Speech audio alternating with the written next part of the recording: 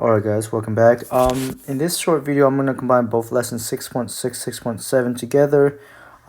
It's about division of polynomials and synthetic division. We're going to start with an example kind of leading up to division of polynomials when we divide two polynomials.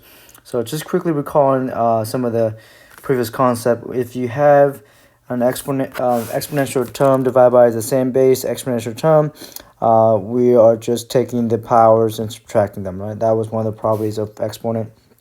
And if you have a sum on the numerator over the same denominator, this is the same thing as the two fraction adding with this where both fractions have the same denominator, right? So it can either go this way or that way, right? So when we have polynomials divide each other, when you have a monomial divided into a polynomial like this here, it's easier. So this is monomial divided into a polynomial, so right. So it's easier to split this quotient into a sum or difference of fractions, and we can do this using the result that I just mentioned above here. So certainly we can do that. So this is what we prefer doing if we have a monomial as a divisor. And then to simplify these terms, so we got a 7n squared 6n plus 4, right? So this is the quotient of this division problem of this polynomial divided by this monomial. You can try this one on your own here, but it gets more complicated if you have a polynomial. Actually, you know what? I'm going to go ahead and do it. It gets more complicated if you have a problem like this here. Let's say we take the same problem here as the numerator or the dividend, and then we're going to go ahead and chain up the divisors to 3n squared plus 1, something like that, right? So it's hard to go ahead and just think of this and split into three fractions because it won't simplify further because we have a binomial here. So this is where we use long division. So long division, right? The first method we're going to go over is use long division to solve a problem like this here. Before we get to long division, let's look at how to do long division with just real numbers. Suppose we want to divide 16 into 579. So remember, we write 16 as divisor, right? And then, so this is divisor, so divisor. And this is going to be the dividend. And then the answer here is going to be the quotient, right? So it depends, sometimes we divide evenly or sometimes we don't, and we get remainder. So the remainder is going to be down here. All right, so remember we write 579 right here. And then since 5 can't divide into 16, we go to the 2 digits. So we take 16 divided into 57. So that go 4 times 4, 64. So 3 times, that's 48. So once we divide, we write whatever the closest factor that 16 times to get 57, and then we write down what 3 times 16 is, and then we subtract, and we bring down the next number, right? And then 5, 6, 6, 6, 9, 6. I think 16 times 6 is 96. So 6 right here, so 96 right there, and then we subtract. And then that becomes 3. So since 3 can't divide into 16, so this is your remainder there, right? So this few step here, right? You divide, and then you multiply, and then you subtract. You bring down the next digit, and then you divide again, and you repeat the process. Right? So that's what we learned with long division, just using real numbers. Let's do one with polynomial. So we want to divide this binomial into this trinomial, right? So let's go ahead and do that. Okay, so we have an x plus 2, okay, divides into, let me just give some space here. So x plus 2 divides into 4x squared plus 9x minus 10, okay.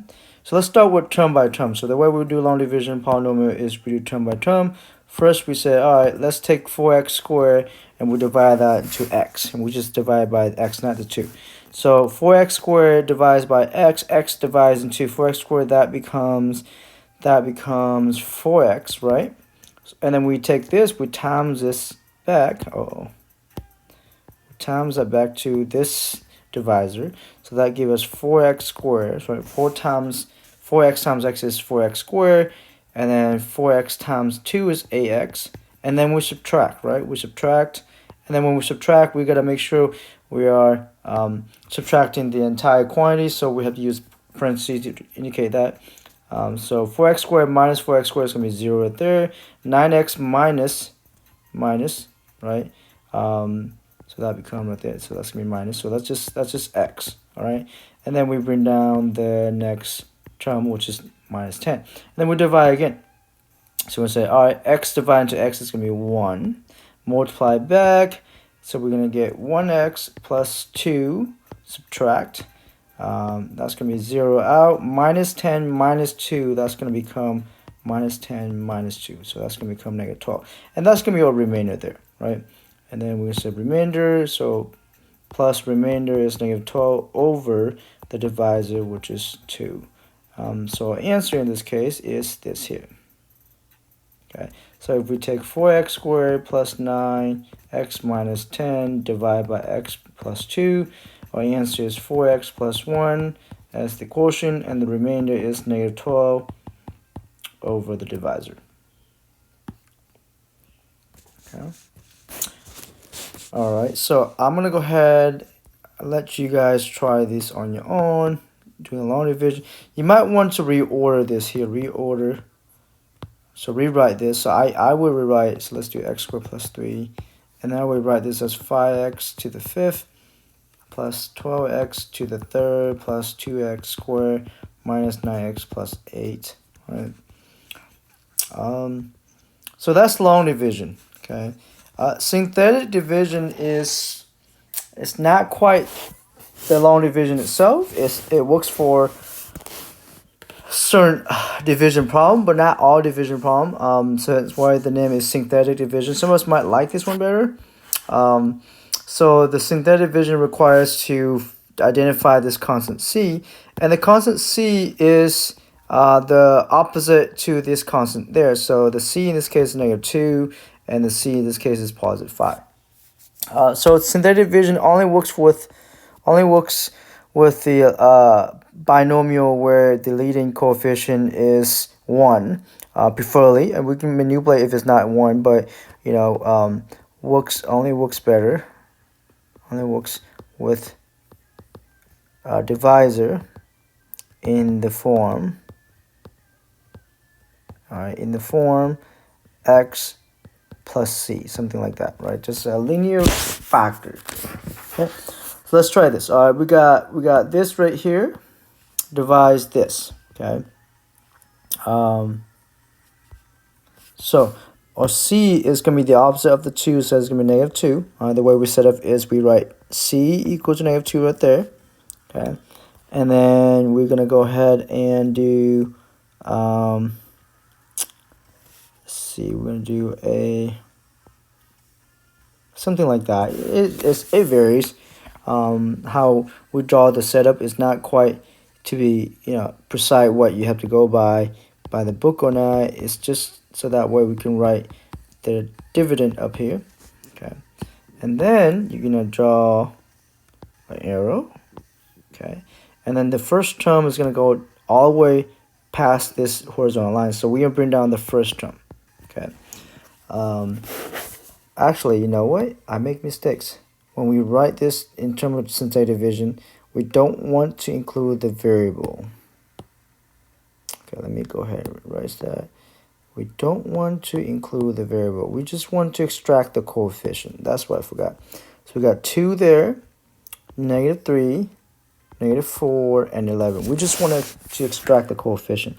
So really, this is your x to the 3rd term, x squared term, and then x. So when we take this here, we divide. So when we have 2x to the 3rd minus 3x squared minus 4x plus 11, when we divide this by a linear factor with degree 1, we expect our answer to have 1 degree less than the given polynomial.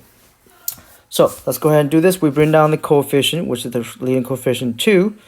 All right, so 2, okay, and then we times that to this number, so times, so that become -4, so we write -4 there, and then we add, and then that gives us -7, and then we take the -7, we times it by -2 again, so that gives us -14, positive 14, okay, positive 14, and then we add this to that, so that become 10, and then 10 times -2 is going to be -20, and then we add again, so that gives us -9. So this last number here, this is going to be our remainder, okay, and then this is our quotient here, so this now become an x squared and then x and then just a constant, because we take a third degree polynomial divided by a linear factor or 1 degree, so that's the result. The quotient is going to have 1 degree less than the original polynomial. So our answer is this, and how do we write answer? 2x squared minus 7x plus 10 minus 9 over x plus 2, and that is our answer. Okay. Now I wanted you guys to do this here. It turns out that if we define, so this is called the zero factor theorem. If we define the function as the given polynomial, it turns out that if we evaluate this function at -2, which is the c that we're looking at there, if you do this here, you're gonna notice something kind of cool. Okay, if you do this right, you should get the remainder, which is -9 there. So that raised the question, what happens if we plug in the c constant in here and evaluate the function and we get 0 remainder? Well, 0 remainder means that the x plus or subtract that constant c will be a factor of this polynomial. It turns out that implies that c is a 0 or an x-intercept. Okay, so I'll just make this note here. So if f of c is equal to 0, this implies that c is, or not c, but yeah, let's just write c for now. C is an x-intercept. And you're gonna do that on your own to kind of verify that there, and that's gonna call the remainder and the factor theorem. I want to do another one to verify this original one here. So when we did the long division, we got the remainder is -12. So I want to go ahead and do that using synthetic division. So my c here is going to be -2. Okay, and I'm going to go ahead and extract all the coefficients. So we got 4, and then 9, and then -10. Bring down the 4 times -2, -8. Add, we get 1 times -2, -2. Add, we get -12. So this is the remainder. This is 4x. And then plus 1, right? So that's how we got the -12 remainder, and then this is the quotient.